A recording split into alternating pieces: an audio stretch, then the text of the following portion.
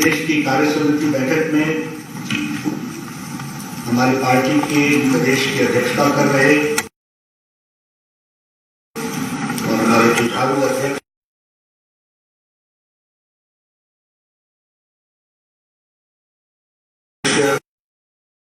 मुख्यमंत्री सम्माननीय जयराम ठाकुर जी, हमारे वरिष्ठ नेता जिनके साथ मुझे लंबे समय तक काम करने का मौका मिला, सौभाग्य मिला, हिमाचल प्रदेश के पूर्व मुख्यमंत्री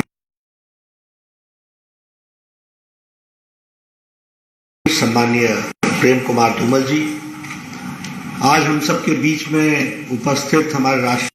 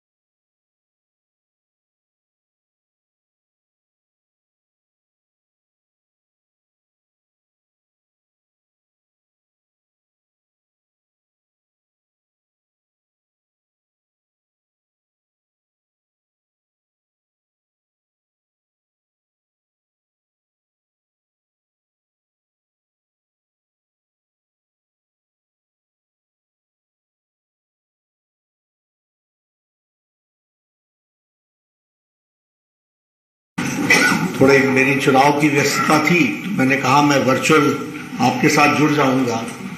तो इन्होंने कहा वर्चुअल होता है, रियल होता है, तो आप जरा रियल आएंगे तो ठीक रहेगा। तो मुझे आपने निमंत्रित किया और मैं आया देवभूमि में, अपनी मातृभूमि में। मेरे को बहुत अच्छा भी लगा।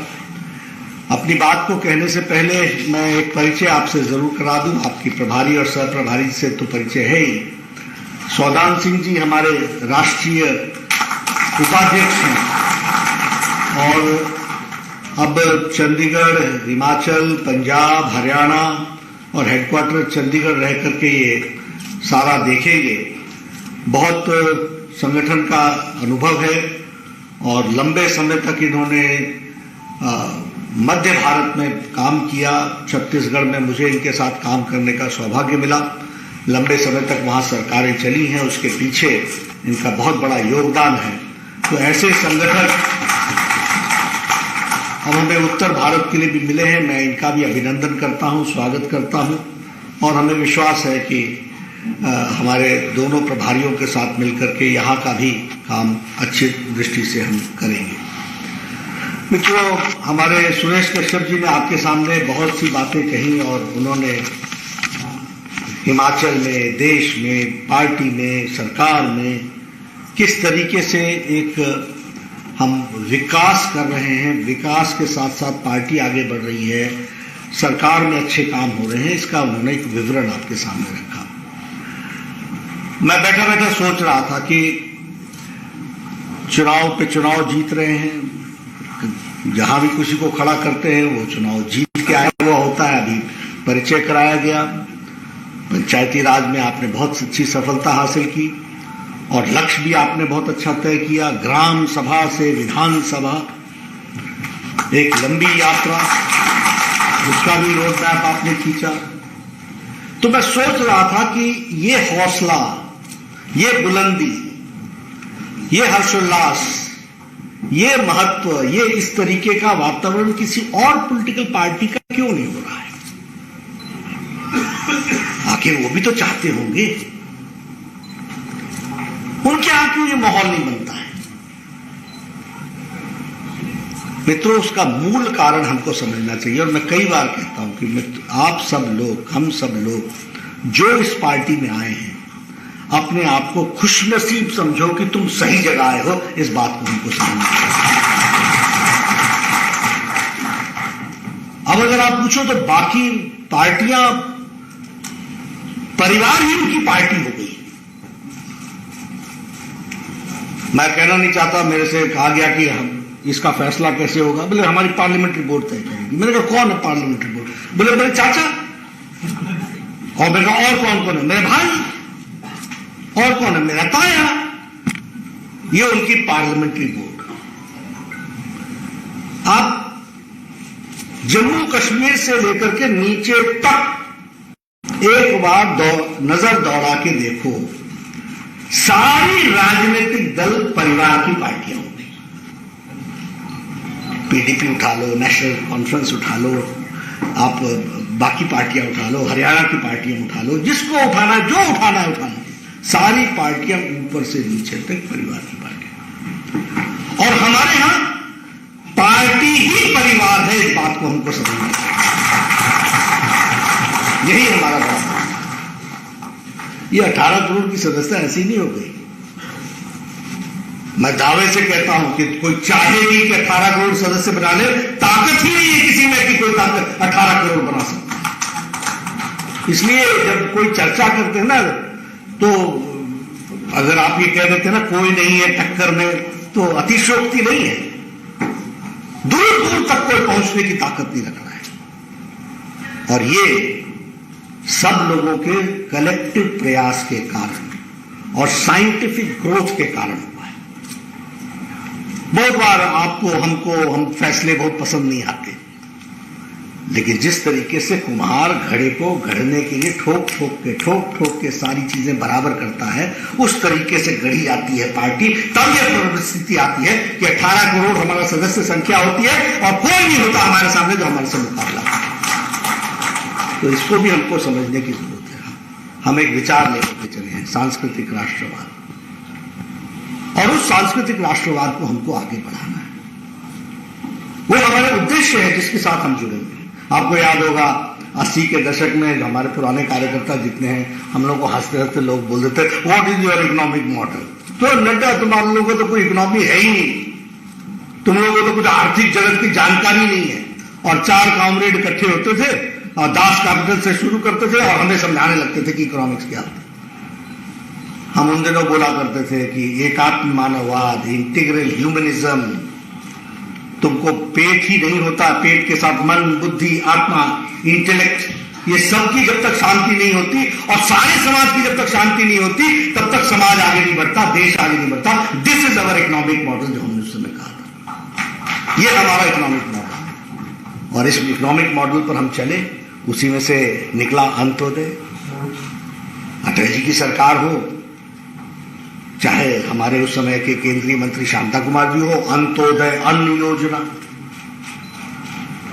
ये फ्री डिस्ट्रीब्यूशन की बात, गरीबों तक अनाज पहुंचाने की बात, ये उस समय शुरू हुई, मजबूती प्रदान की गई। हमारे धूमल जी के कार्यक्रम चले, जब ये यहाँ के मुख्यमंत्री बने, प्रदेश सरकारों में अंत्योदय, अंत का भी उदय, सबसे अंत में खड़ा व्यक्ति का उदय, ये इकोनॉमिक मॉडल था। और उसी का विस्तार हुआ, सबका साथ, सबका विकास, सबका विश्वास।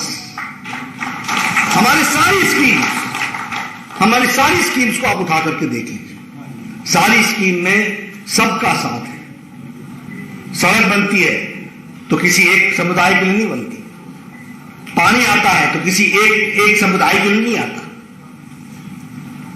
स्कूल बनता है किसी एक समुदाय के लिए नहीं होता, सबका साथ, सबका विकास। आयुष्मान भारत जाति के आधार पर नहीं दिया जा रहा है, उज्ज्वला योजना जाति के आधार पर नहीं दिया जा रहा है, कम्युनिटी के आधार पर नहीं दिया जा रहा है, सबका साथ। जो गरीब है, जिसको जरूरत है, 8 करोड़ दिया, 9 करोड़ देने का लक्ष्य बना लिया। यही सरकार यूपीए की थी ना, 9 सिलेंडर देंगे या 12 देंगे, इसमें से कितनों पर रिबेट मिलेगा, किस पर सब्सिडी छूटेगी, ये करते थे। यहां मोदी जी ने 8 करोड़ लोगों को 8 करोड़ बहनों को बांट दिया और 1 करोड़ इस साल भी बांटने का लक्ष्य बना लिया। इस तरीके से हम आगे तो ये हमारा इकोनॉमिक मॉडल रहा, सबका साथ, सबका विकास और सबका विश्वास। एक मैं आप सबसे जरूर निवेदन करूंगा कि हम सब लोग कि हमारी ताकत है, तो उस ताकत में कभी कभी हम कमजोर भी होने लगते हैं, उसका हमको ध्यान रखना चाहिए। क्या है हमारी ताकत? हमारी ताकत है एकता, और एकता के साथ बड़े बड़े काम को हाथ में लेना। इसलिए हम थोड़ा भी लगते हैं तब भी सफल हो जाते हैं। और मैं कई बार हंसते हंसते बोलता हूं कि जगन्नाथ जी का जैसे रथ होता है, हम सब भी रस्सी को हाथ लगा देते हैं, हमें पता नहीं होता कि हमारी रस्सी खींचने से कितनी खींची है, लेकिन जगन्नाथ जी का रथ आगे बढ़ता रहता है। हमें इसमें एक बात जरूर ध्यान रखनी चाहिए कि कहीं हम भी सिर्फ हाथ ही तो नहीं लगा रहे हैं, उसके साथ साथ ताकत भी लगा रहे हैं कि नहीं। और ताकत अगर लगा रहे हैं तो हम कहां खड़े हैं और हमारी ताकत और उपयोगिता कितनी बनी है, इसको भी हमको असेस करना चाहिए। मुझसे कई बार मैं ऐसी चर्चा, क्योंकि कार्यकर्ताओं से बातचीत कर रहा हूं तो कार्यकर्ता संगठन की बातचीत करूंगा। अब कार्यकर्ताओं से बातचीत करता हूं, हमसे कई लोग पूछ लेते हैं कि नड्डा जी मैं इतने सालों से हूं, मेरा कोई वो नहीं ध्यान में, मैं वहीं खड़ा हूं, मैं वहीं खड़ा हूं, मैं वहीं खड़ा हूं। तो मैं फिर कई बार पूछ लेता हूं कि भाई आप कुछ आगे बढ़ने के लिए कहीं ऐसा तो नहीं कि आप अकेले ही चलते रहे हो इस यात्रा में, किसी को साथ जोड़ा ही नहीं है। इसलिए सेल्फ असेसमेंट, सेल्फ अंडरस्टैंडिंग, ये हमको दिन प्रतिदिन अपने विकास के लिए करते रहना चाहिए। तभी आप कॉन्ट्रीब्यूटरी बनोगे ना। पार्टी में आपके चलते पार्टी को कितना मजबूती मिल रही है, इसको समझना होगा ना। इसलिए हमको योग्यता, ये कई बार हमको कार्यकर्ता मिल जाते हैं। मैं ऐसी चर्चा कि अब हमको समझाने की उम्र आ गई क्या?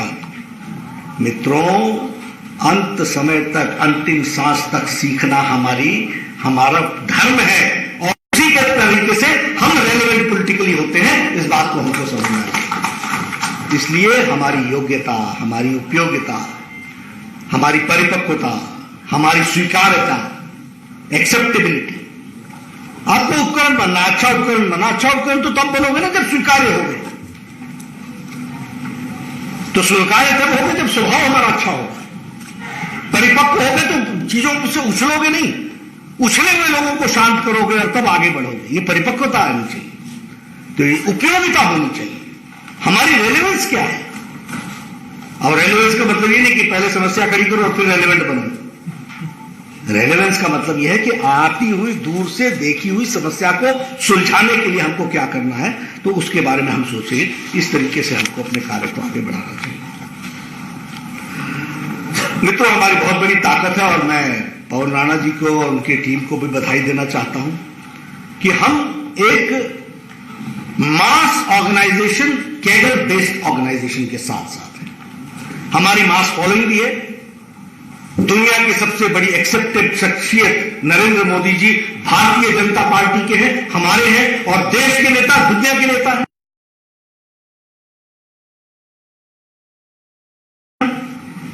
और वहीं हम नीचे बूथ तक एक काडर बेस्ड तरीके से हम काम कर रहे हैं। इसलिए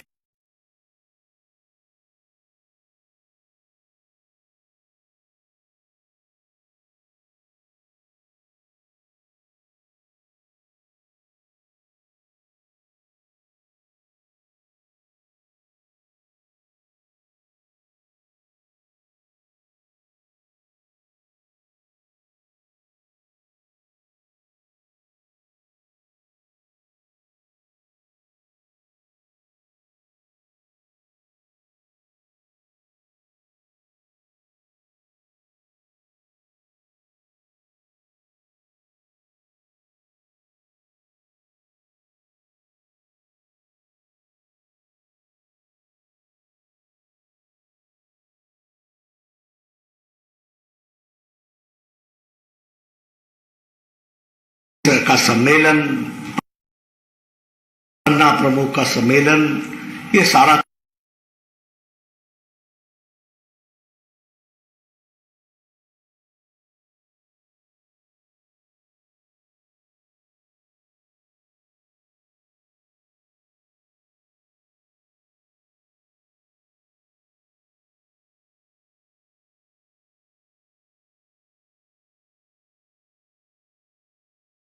लोग 30-30 दिन के लिए निकले और आपने डिजिटली वेरिफिकेशन किया और डिजिटली वेरिफिकेशन करके धरती पर आपने उन सारी चीजों को पकड़ने का प्रयास किया। मुझे याद है 3 सम्मेलन भी हुए थे पन्ना प्रमुख के। एक में अरुण जेटली जी, स्वर्गीय अरुण जेटली जी आए थे, एक में राजनाथ जी आए थे, एक में नितिन गडकरी जी आए थे, एक में पूर्व राष्ट्रीय अध्यक्ष वर्तमान गृह मंत्री श्रीमान अमित शाह जी आए थे। बहुत अच्छे कार्यक्रम हुए थे। This is called Himachal model. अब इस हिमाचल मॉडल के बाद आपने इसको पन्ना कमेटी में आपने परिवर्तित करना है, उसमें भी हिमाचल ने लीड लेना है। ये इसका भी हमको ध्यान रखने की जरूरत है। जहां तक कोविड के दौरान काम करने का सवाल है,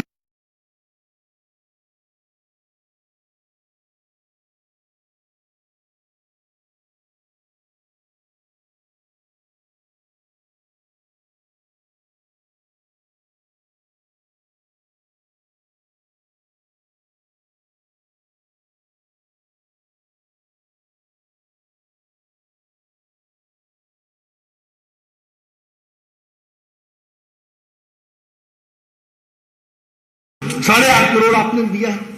एक बहुत बड़ा काम भारतीय जनता पार्टी ने किया है। मैं भारतीय जनता पार्टी की इकाई को बधाई देता हूं।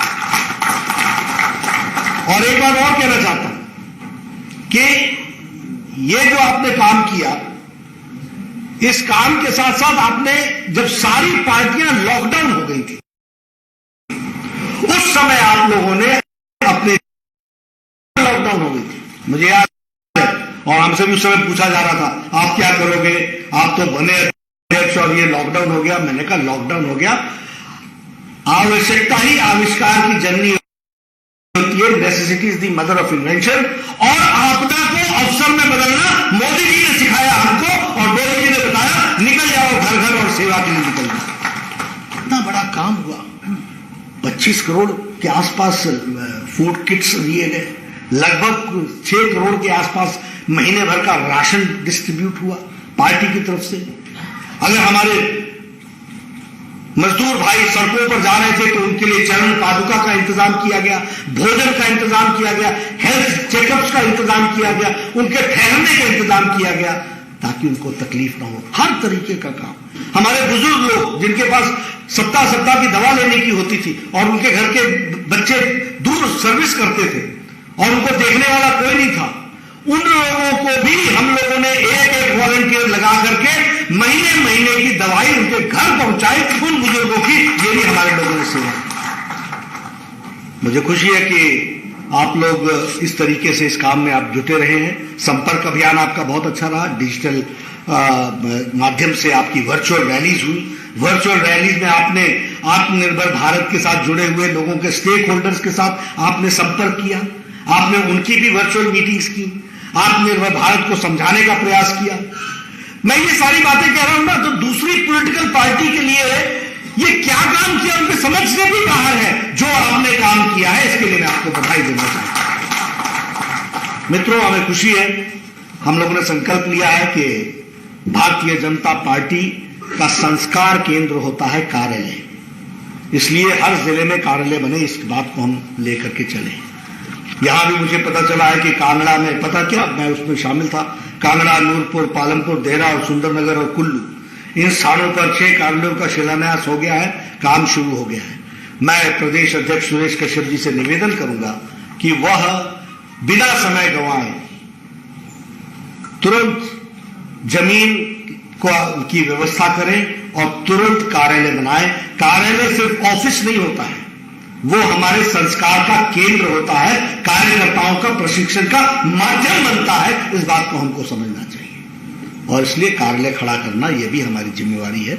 आप सब लोग करेंगे पार्टी की तरफ से, ऐसा मेरा मानना है। सुरेश जी ने आपको बताया ही कि आत्मनिर्भर पैकेज हो चाहे गरीब कल्याण पैकेज हो, दुनिया में पेंडेमिक की लड़ाई को मोदी जी ने जिस फ्रंट से लड़ा है, और हम जब दिल्ली की बात करते हैं तो हम ये भी जानते हैं कि बड़े बड़े देश, शक्तिशाली देश, जिनका स्वास्थ्य व्यवस्था हमसे कई गुना अच्छा था, वो लड़खड़ा गए, वो असहाय हो गए। उन्होंने चुनाव में भी पराजय देख ली और चुनाव में भी मुद्दा बन गया। यह स्थिति आकर के देशों की रही और सब कुछ सोचते थे भारत क्या करेगा, भारत क्या करेगा। भारत ने दुनिया को, मोदी जी ने नेतृत्व प्रदान किया पेंडेमिक में। इस बात को हमको समझना चाहिए। 130 करोड़ का देश, जिस दिन कोरोना आया उस दिन हमारे पास एक टेस्टिंग लेबोरेटरी, जिस दिन कोरोना आया उस दिन हमारे पास एक वेंटिलेटर नहीं बनता था भारत में, जिस दिन कोरोना आया उस दिन एक पर्सनल प्रोटेक्शन इक्विपमेंट नहीं बनता था। लॉकडाउन की अवस्था में 3 लाख भारत के उद्यमियों से प्रेरित करके मोदी जी ने 3 लाख एक साल के अंदर वेंटिलेटर्स तैयार करवाए और इंडिजिनस वेंटिलेटर्स तैयार। आज भारत प्रतिदिन 5 लाख पर्सनल प्रोटेक्शन इक्विपमेंट बना रहा है, पीपीई किट बना रहा है 5 लाख पर डे के हिसाब से। 2,500 से ज्यादा टेस्टिंग कैपेसिटी वो हो गई, 11 लाख से ज्यादा हमारी टेस्टिंग कैपेसिटी हो गई। हमारा अगर आकलन हुआ तो हमारे सबसे ज्यादा रिकवरी रेट हमारी हो गई, मॉर्टेलिटी रेट सबसे कम हो गई। ये सब कुछ हुआ है तो ये सही नेतृत्व समय पर मोदी जी ने जो दिया उसके कारण हुआ। हम सब लोग सौभाग्यशाली हैं कि हमारा नेता दुनिया को दृष्टि देने वाला, उन्होंने पेंडेमिक को कैसे देखा इसको समझना। ये छोटी घटना है क्या कि पैरासीटामोल, HCQ, ये दोनों 130 करोड़ की देश को पहुंचाया, 130 देश। अभी वैक्सीनेशन हो रहा है, 80 लाख से ज्यादा वैक्सीन, 82 लाख के आसपास वैक्सीनेशन हो गया और इंडिजिनस वैक्सीन हमारी बनी और सारे देश कोई दूसरे देशों का नहीं खरीदना चाह रहा। 16 देशों को अपनी जरूरतों को पूरा करते हुए 16 देशों को आज भारत वैक्सीन दे रहा है और लाइन लगी हुई है देशों की जो हमसे वैक्सीन मांग रहे हैं। यह परिस्थिति आकर के खड़ी हुई है। आत्मनिर्भर भारत की बात करें तो निश्चित रूप से लोकल फॉर वोकल की बात कही गई है और उसको हम आगे बढ़ा रहे हैं। मैं जयराम जी से भी निवेदन करूंगा कि हम सब लोग इस काम को बहुत तीव्र गति से आगे बढ़ाने का प्रयास करें। अगर हमारे प्रधानमंत्री जी दुनिया के लोगों को भेंट में कुल्लू की टोपी देते हों, किन्नौर की टोपी देते हों, कुल्लू की शॉल देते हों, चंबा का रुमाल देते हों, तो आप समझिए कि हमारे प्रधानमंत्री जी हिमाचल के लोकल को वोकल करने में और ब्रांड बनाने में कितना बड़ा योगदान है। हमारा काम होना चाहिए। अभी हम राजदूतों के साथ पार्टी में बैठक करने वाले हैं। हम हिमाचल की उसमें से चीजें दी जाएंगी, हम इसको पॉपुलराइज करेंगे, दुनिया में इसकी छाप बननी चाहिए। लेकिन उसमें हम हर जिले में इस बात को आगे बढ़ाने का प्रयास करेंगे तो उसका हमको लाभ मिलेगा। ये हमको ध्यान में रखना चाहिए। मित्रों, जहां तक हिमाचल का सवाल है, प्रधानमंत्री जी ने हिमाचल को, और ये देखिए आपको प्राउडली कहना चाहिए कि जब जब एनडीए की सरकार आई है हिमाचल मुख्य धारा में आया है। इस बात को हमको समझना चाहिए। और फिर मैं कहने के लिए नहीं कह रहा हूं, मैं तो विपक्ष में रहा हुआ हूं, लंबे समय विपक्ष में गुजरे हैं। महेंद्र सिंह जी बैठे हैं, हमारे रवि जी बैठे हैं, सब लोगों को मालूम है कि हम लोगों की स्थिति क्या होती थी। गुलाब सिंह जी बैठे हैं, हम सबको मालूम है कि हमारी स्थिति क्या होती थी। विपक्ष में लंबे समय बैठे हुए, हमें मालूम है केसी पंत साहब के सामने, हम फाइनेंस कमीशन के सामने हम गए थे, क्या कैटेगरी स्टेट ले लिया गया था। और हमें वो भी मालूम है कि जब धूमल जी मुख्यमंत्री बने, अटल जी से जिसको हम कहते हैं रोष में लेखा दिखाते थे और 200 करोड़ और 250 करोड़ और 300 करोड़ एक्स्ट्रा लेके आ जाते थे। हिमाचल मेन फोकस में था। हर आदमी कहता था अटल जी हिमाचल को अपना घर मानते हैं। ये खाती थी और वही मोदी जी ने किया। बिना मांगे हमको स्पेशल कैटेगरी स्टेट हिमाचल को लौटाई, बिना मांगे। तो ये चीजें हमको ध्यान में रखनी चाहिए। अगर हम पावर की, अब ये अटल टनल लोग नहीं जानते, और मैं आपको बताता हूं, आप भी नहीं बोलेंगे तो लोग भूल जाते हैं। और बताना चाहिए, मैं आप सबसे निवेदन करूंगा, आप सब लोग शर्माए ना। कई बार होता है इसको तो मालूम नहीं होगा, कुछ नहीं मालूम होता, बताना पड़ता है। और एक बार नहीं बताना पड़ता, कई बार बताना पड़ता है। और एक बार नहीं बताना पड़ता, रटाना हमको ध्यान रखना चाहिए। तो मैं ऐसे ही नहीं कह रहा हूं, आपको एक घटना सुना देता हूं मैं। अटल जी ने अटल टनल का शिलान्यास किया। शिलान्यास के बाद सरकार बदल गई, ठंडे रास्ते में पड़ गया, प्रोजेक्ट लगभग बंद हो गया, कोई पूछने वाला नहीं था, कहीं उसकी राजनीतिक चर्चा नहीं थी। मुझे याद है धूमन जी के साथ हम मनाली में गए थे, प्रेनी में, वहां बैठे थे जब से, उन्होंने पूछा वो अटल टनल का, उन्होंने कहा लाहौल स्पीति के टनल का क्या, मैं जा रहा था ले, तो बोले कितने टाइम लगता है, कैसे जाओगे और कितना समय लगेगा, खुद चलाओगे, ऐसा करके मेरे से पूछा उन्होंने। मैंने उनको जवाब दिया कि 2 दिन लगेंगे, आज लाहौल स्पीति केलोंग रुकूंगा, फिर वहां से चलूंगा, फिर सुबह में खुद ड्राइव करोगे, हाँ ठीक है। फिर उन्होंने अपने से पूछा वो टनल का क्या हुआ। मैंने कहा जी अभी तो कुछ नहीं हो रहा है, पत्थर वहीं का वहीं है, ये पत्थर मेरे लिए मेरे सीने पर पत्थर के रूप में, ये उन्होंने कहा। हमने कहा था ये व्यर्थ नहीं जाएगा, जरूर वहां हम टनल बनाएंगे। आपको शिलान्यास किया, कई कुछ किया, कई कुछ हुए, कुछ नहीं हुआ। मोदी जी आए, वॉर स्केल में काम शुरू हुआ और मोदी जी ने खुद मॉनिटरिंग की। आज वो अटल टनल सिर्फ हिमाचल के लिए नहीं, पूरे डिफेंस के लिए वो एक रास्ता बन गया, इसको हमको समझना चाहिए। ये छोटी घटना है, 14,000 से ज्यादा किलोमीटर की सड़क बॉर्डर में बन गई। एक राजनीतिक दल था वो चर्चा करता था कि बॉर्डर में, एक डिफेंस मिनिस्टर ने कहा what is the use of border roads. एक समय ये अंतर होता है राजनीति का, सही आदमी के बैठने का और गलत आदमी के बैठने का। मैं कई बार, पिछली बार भी मैंने कहा था कि उजाले का मजा लेना हो तो अंधेर की मुसीबत को समझना सीखो।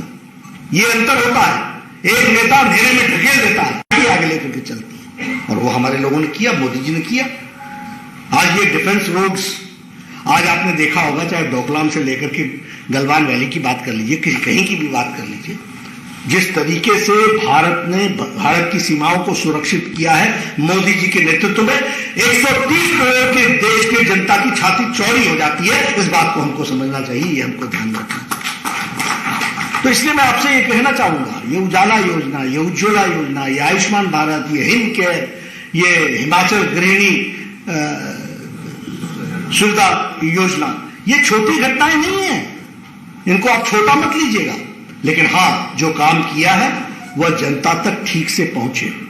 लास्ट माइल डिलीवरी, और लास्ट माइल डिलीवरी के साथ साथ उस व्यक्ति को के दृष्टि से सरकार ने जो काम किया है वह भी समाज में उसको भी प्रतिपादित करना, ये हमारी जिम्मेवारी है। हम लोग कई बार इसमें बहुत, अब हमसे कई बार बोल देते हैं कि आप उज्ज्वला योजना, उजाला योजना की बात करते हैं, तो क्यों नहीं करें। मैं स्वास्थ्य मंत्री रहा हूं, किसी भी वार्ड में चले जाओ, आपको 10 से 12 वार्ड में बुजुर्ग मिल जाएंगे, आपको कम से कम 15 से 20 महिलाएं मिल जाएंगी। लेडीज वार्ड में चले जाओ, जिनके फेफड़े काम करना बंद कर रहे हैं, बहुत दिक्कत में है। कारण क्या? रसोई का चूल्हा, चूल्हे का धुआं। आज अब आप देखिए, पल्मोनरी डिजीज धीरे धीरे डिक्रीज कर रही है। अब जो लोग नेतृत्व कर रहे हैं, आप और हमारे जैसे लोग, उनको ये तो समझना पड़ेगा ना कि भाई उज्ज्वला योजना से कितना अंतर आया है। अगर हम 1.5 करोड़ लोगों को 17,500 करोड़ रुपए खर्च करा करके, मेजर ऑपरेशंस करा करके गरीब लोगों को बचा लेते हैं, तो क्या इस बात को हमको प्रतिपादित करना चाहिए कि नहीं करना चाहिए? मुझे याद है, मैं आपने राज्यसभा का सदस्य बना है, मैं चला गया ब्रह्मपुत्र में, आप और हम साथी रहते, तो वहां एक लिफ्ट मैन था। जब मैं ऊपर से उतरना, मेरी आदत है, मैं हमेशा कुछ ना कुछ गपशप लगाता रहता हूं, पूछता रहता हूं और कुछ हंसी मजाक की भी बात कर लेता हूं, ताकि उसको मैंने देखा हमेशा सीरियस, बटन दबाना, खड़े हो जाना, उतर जाना, चले जाना, नमस्कार सर।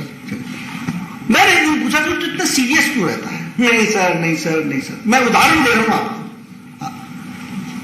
फिर मैंने अपने छोटे बेटे को कहा कि इससे जरा पता करो कि क्या बात है। तो उसने बताया कि उसकी श्रीमती जी को हार्ट की बीमारी है ऑपरेशन में 1.5 लाख रुपए लगेंगे। ये ऑपरेशन के लिए उसके पास पैसे नहीं है, वह एक साधारण सा लिफ्टमैन है और वह उसको दवाई देता है, उस दवाई से काम चल नहीं रहा है और वाइफ की तबीयत ऐसी हो गई है कि वह 10 कदम भी नहीं चल सकती। तो मैंने कहा कि कोई बात नहीं, ऐसी बात है तो उसको बोलो कि कल वो राम मनोहर या हॉस्पिटल में चला जाए, और वहां मैंने डॉक्टर का एक नाम बताया उससे मैंने बात की। एक फंड होता था, उस समय मैं स्वास्थ्य मंत्री भी नहीं था, एक फंड होता था, रोटेटिंग फंड होता था, जिसको MS मेडिकल सुपरिंटेंडेंट उसमें से बिल बना करके गरीब आदमी को बांट सकता था। तो मैं बना दो, इसका कर दो। तो उन्होंने कोई 75,000 का बिल बना करके रिबेट करके लगा करके दे दिया, जो उन्होंने कहा। उसका ऑपरेशन हो गया। उसके चेहरे की खुशी जो मैंने देखी और मुझे जो सेटिस्फैक्शन मिला, कितनों के घरों की कहानी होगी, सोचो ना आप, कितनों के घरों की कहानी होगी। और आज मोदी जी के कारण 1.5 करोड़ लोगों ने यह फायदा उठा लिया है, इस बात को हमको समझना। तो अब हाँ ये तो होता ही है, होता नहीं है भैया, बड़ी मेहनत करनी पड़ती है, बूथ पर रगड़े खाने पड़ते हैं, एक एक को लाना पड़ता है, वोट डलवाना पड़ता है, कमल खिलाना पड़ता है, मोदी जी को आगे लाना पड़ता है, कृष्ण कपूर जैसे को पूरी वोटों के साथ जिताना पड़ता है, तब जाकर के धारा 370 समाप्त होती है, आयुष्मान भारत आता है, तब जाकर के विकास होता है। इस बात को हमको समझना चाहिए, इसलिए मैं आपसे निवेदन करने आया हूं। See we are the instruments of change, हम परिवर्तन लाने वाले माध्यम हैं। आप लोग सबको बड़े हंस रहे कि कृष्ण कपूर जी को जिताना पड़ता है, सबको जिताना पड़ता है। क्षमा करिएगा कपूर साहब, अपने नाम नहीं लेना, सबको जिताना पड़ता है। मैं देख रहा था कुछ चेहरे, तो मैंने कहा मैं क्लेरिफाई कर दूं, नहीं तो कल पत्रकार बाकी सब मेरा आयुष्मान सब चला जाएगा। तो मैं ये आपसे कहना चाह रहा हूं कि आप इस बात को समझिए कि लीडरशिप का अर्थ क्या होता है। आज आप बताइए, हमारे देश का कॉन्फिडेंस लेवल ये वैक्सीन आने के कारण हुआ है कि नहीं हुआ? ये छोटी घटना है क्या? आप बताइए कि हमारे यहां सबसे अच्छा रिकवरी रेट हुआ कि नहीं हुआ? सबसे कम डेथ टोल हुआ कि नहीं हुआ? जान किसी की भी जाए दुखदाई होती है, लेकिन सबसे कम हुआ कि नहीं हुआ? ये नेतृत्व का इसमें प्रमाण है कि नहीं है? आप बताइए, हमारे हेल्थ वर्कर्स को जितना मजबूती मोदी जी ने दिया उतना किसी ने दिया? तो मेरा आप सबसे ये निवेदन है। वैसे आप यहां की बात उठा लीजिए। अब ये कहना आसान लगता है, लेकिन आप हमारी सरकार ने, यहां जयराम जी की सरकार ने अगर ये हिम केयर शुरू किया तो ये कॉन्फिडेंस देता है कि नहीं देता है कि every man is now insured. ये हेल्थ इंश्योरेंस और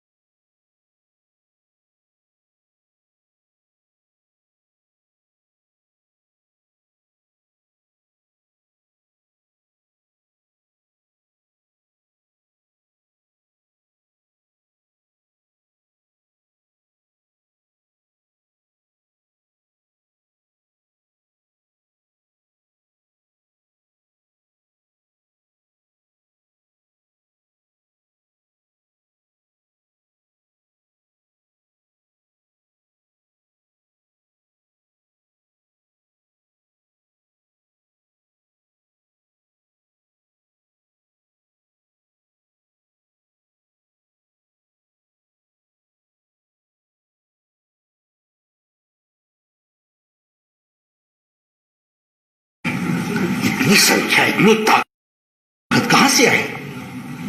वोट में भी हम 3 लाख से आगे, 4 लाख से आगे, 5 लाख से आगे। हां, ये मैं जरूर कहूंगा कि अहम में आना नहीं है और कभी भी कॉन्फिडेंस में आकर के सुस्त नहीं होना है। राजनीति हमेशा खिंचाव के साथ ही चलती है, ताकत के साथ ही चलती है, उसको संभाल के रखना। और मैंने तो कई बार कहा, वो मैं आपसे फिर कह दूंगा कि देखिए, दुर्गा और लक्ष्मी वहीं रहती टिकती हैं जहां इनकी इज्जत होती है, जहां इनकी इज्जत नहीं होती वहां टिकती नहीं है। इसलिए हम सबका काम है कि हम इसको इज्जत भी दें, ये ताकत जो लोगों से हमको मिली है उसको संभाल करके भी रखें, उसको आगे बढ़ाएं और यहाँ प्रदेश सरकार में जो अच्छा काम चल रहा है उसको समर्थन भी दें, पूरी ताकत भी लगाएं। ये जो आपने पंचायत के चुनाव जीते हैं इसके लिए मैं फिर से आपको बधाई देता हूं, आप सब लोगों की मेहनत के लिए बधाई देता हूं। और नए चुने हुए प्रतिनिधि को हमेशा एक बात बताना चाहता हूं कि always be very very sincere to your voter. हमेशा, ये आपकी पूंजी है, ये आपका आभूषण है, ये आपकी ताकत है, ये आपका साध्य है, साधना जिसके लिए आप कर रहे हो वो लोग हैं, उनको संभाल के रखना ये हमारा काम है। इसको आप सब लोग बखूबी करेंगे और भारतीय जनता पार्टी की इस ताकत का हम उपयोग करते हुए, पॉलिटिक्स हम लोगों के लिए माध्यम हो सकता है, लक्ष्य नहीं हो सकता, इसलिए उसको हम माध्यम मानते हुए देश को आगे बढ़ाने में हम सक्षम भूमिका अदा करेंगे। सुरक्षित देश, मजबूत देश, हर एक तरीके से आगे बढ़ने वाला देश, इसको हम आगे बढ़ा करके ले चलेंगे, ऐसा मैं विश्वास करता हूं। अब देखिए, फिर बार बार इतनी बातें याद आ जाती हैं और 6 साल के अंदर लगभग मोदी जी ने 80 मेडिकल कॉलेज से ज्यादा दिए, 80 मेडिकल कॉलेजेस तय कर लिया कि हर 2 लोकसभा में कम से कम 1 मेडिकल कॉलेज होगा। ये नेता के फैसले के कितना प्रमाण है, कितना फर्क पड़ता है। आज आपके यहाँ मेडिकल कॉलेज हमीरपुर में हो रहा है, नाहन में हो रहा है, चंबा में हो रहा है और मंडी में हो रहा है। कैसे हो रहा है? All India Institute of Medical Sciences आ गए, इतने कैंसर सेंटर्स आ गए, इतनी मदर एंड चाइल्ड सेंटर्स आ गए। ये विकास की जो कहानी है, ये इन विकास की कहानी का कारण है कि एक साधना के साथ लोगों की सेवा करने का लक्ष्य मोदी जी के नेतृत्व में सबका साथ, सबका विकास, सबका विश्वास के कारण बना है। मुझे पूरा विश्वास है कि आप सब लोग इसी तरीके से लेंगे। कुछ बातें मेरे मन में आई थी तो वो मैंने आपके साथ चर्चा की है। इसका कोई एक दूसरे से तारतम्य ऐसा नहीं था, जो मन में आया मैंने आपसे चर्चा की है। लेकिन आप सब लोग पॉलिटिकल लोग हैं, उसको कॉम्प्रिहेंड कर लेंगे और कॉम्प्रिहेंड करके आप जरूर अपने में उतारने का प्रयास करेंगे। एक सच्चे सिपाही के रूप में आप पार्टी को आगे बढ़ाएंगे और आपके सभी स्थानों पर पार्टी कमल खिलेगा, इस विश्वास के साथ आपने मुझे सुना।